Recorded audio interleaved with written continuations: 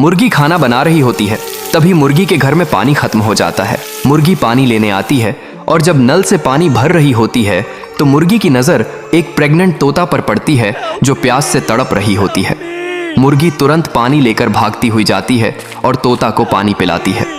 फिर अपने साथ घर ले आती है और तोता के लिए एक बड़ा घोंसला बनाती है और फिर तोता उसी में अंडे देती है और फिर कुछ दिनों उनसे बच्चे निकलते हैं। फिर भी मुर्गी रोने लगती है। फिर किसी ने मुर्गी के लिए लाइक और सब्सक्राइब नहीं किया।